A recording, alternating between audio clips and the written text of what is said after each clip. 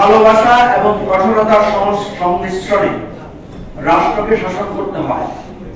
Professor Yunus, please আপনি এই জায়গায় জাতীয় ঐক্যটা রক্ষা করেন। দেশটা যে জায়গায় আছে সেই জায়গায় একটা সবাইকে নিয়ে সুন্দরভাবে একটা সংস্কার প্রক্রিয়ার মধ্য দিয়ে বাংলাদেশের ইতিহাসে সর্বশ্রেষ্ঠ সুন্দর একটা নির্বাচনের আয়োজন করে যান। আপনাকে দেশের মানুষ সারা জীবন স্মরণ করবে। প্রত্যেকটা ইন্টারিম গভর্নমেন্টকে যখন তারা ক্ষমতায় আসে তাদেরকে আইন শৃঙ্খলা পরিস্থিতি নিয়ন্ত্রণের জন্য একটা কঠোর অবস্থান নিতে হয়। কারণ আপনারা জানেন যে একটা বড় ধরনের দুর্ঘটনার মধ্য দিয়ে, একটা বড় ধরনের গণ আন্দোলনের, গণ অভ্যুত্থানের মধ্য দিয়ে আমাদের এই সরকারের পরিবর্তনটা হয়েছে এবং অন্তর্বর্তীকালীন সরকার ক্ষমতায় এসেছে।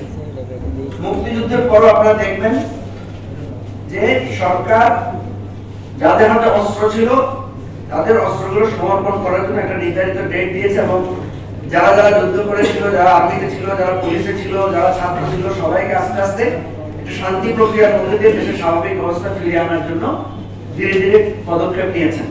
আপনারা জানেন পলিটিক্যাল হিস্ট্রিতে ম্যাকিয়াভেলিকে বলা হয় আধুনিক রাজনীতির জনক, যদিও তার থিওরি নিয়ে অনেক বিতর্ক আছে। তার একটা থিওরি এবং গুরুত্বপূর্ণ বক্তব্য ছিল এরকম যে শাসককে ভালোবাসা এবং ভয় এই দুটার সমন্বয়ে শাসন করতে হয়।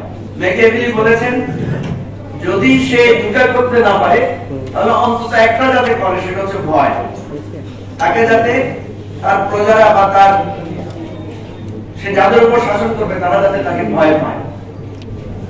তবে তিনি এটাও বলেছেন যে যদি ভয়ের মাত্রাটা বেশি হয় তাহলে শাসকের বিরুদ্ধে ঘৃণা তৈরি হতে পারে, যেটা শেখ হাসিনা আমাদের বিরুদ্ধে করেছেন। উনি শুধু ভয় দিয়ে আমাদেরকে শাসন করার চেষ্টা করেছেন এবং ভয়ের মাত্রাতিরিক্ত করেছেন। ফলে এখানে শাসকের বিরুদ্ধে একটা তীব্র ক্ষোভ, ঘৃণা তৈরি হয়েছে এবং যেটা বহিঃপ্রকাশ আমরা 5ই আগস্ট বা তার পরবর্তী সময় আমরা দেখেছি। প্রফেসর ডক্টর ইউনূস সরকারকে আমরা দেখছি যে উনি শুধু ভালোবাসা দিয়ে শাসন করার পদক্ষেপ নিচ্ছেন। এই জায়গাটায় আমরা ওনাকে সতর্ক করেছি, বলেছি যে ভালোবাসা এবং শাসন অর্থাৎ যৌক্তিক জায়গায় একটা রাষ্ট্র শাসকের, উনি কিন্তু বারবার বলছেন যে উনি নাকি শাসক না। আপনি শাসক না, কিন্তু আপনি শাসনের দায়িত্ব নিয়েছেন। স্পষ্ট করে বলছি, দেখেন প্রফেসর ডক্টর ইউনূস আমাদের বাংলাদেশীদের মধ্যে একমাত্র নোবেল পুরস্কার প্রাপ্ত, মানে শান্তিতে নোবেল পেয়েছেন। এত বড় একটা গণ অভ্যুত্থানে তাকে এককভাবে হাতে নেতৃত্ব তুলে দেওয়া হয়েছে।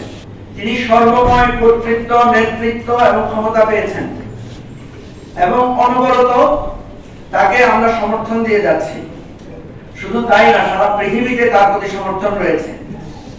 এত বড় নিরঙ্কুশ সমর্থন পৃথিবীতে আর কেউ পেয়েছিল কিনা আমি জানি না। এটা সত্ত্বেও উনি যদি বাংলাদেশের শান্তি প্রতিষ্ঠা করতে না পারেন, শান্তি রক্ষা করতে না পারেন, তাহলে নিশ্চয়ই তার শান্তি পুরস্কার প্রশ্নবিদ্ধ হবে। এই জিনিসটা আজকে আপনাদের মাধ্যমে আমরা স্মরণ করিয়ে দিতে চাই। প্রিয় বন্ধুগণ, আমরা আবারও বলছি যে ভালোবাসা এবং কঠোরতার সংমিশ্রণে রাষ্ট্রকে শাসন করতে হয়। প্রফেসর ইউনূস, প্লিজ আপনি এই জায়গায় জাতীয় ঐক্যটা রক্ষা করেন। দেশটা যে জায়গায় আছে সেই জায়গায় একটা সবাইকে নিয়ে সুন্দরভাবে একটা সংস্কার প্রক্রিয়ার মধ্য দিয়ে বাংলাদেশের ইতিহাসে সর্বশ্রেষ্ঠ সুন্দর একটা নির্বাচনের আয়োজন করে যান। আপনাকে দেশের মানুষ সারা জীবন স্মরণ করবে। আমরা আজকে এখান থেকে অনুরোধ করছি, যে সমস্ত বন্ধুরা কালকে মারামারি করেছো ছাত্ররা, তোমাদের বিবেক কি বলে? আমরা তো দেখেছি তোমরা একে অপরের সামনে বুক দিয়ে কিভাবে দাঁড়িয়েছিলে। তোমাদের কি মুগ্ধের কথা মনে নাই? মুগ্ধ কিভাবে গুলি উপেক্ষা করে পানি করে একজনকে পানি পান করিয়েছে। সেই জায়গায় কালকে আমরা দেখলাম তোমরা একে অপরকে একটা সামান্য তুচ্ছ কারণে তোমরা একে অপরকে পিটাচ্ছ। প্রত্যেক কিছুর একটা সমাধান আছে, আলোচনার ব্যাপার আছে।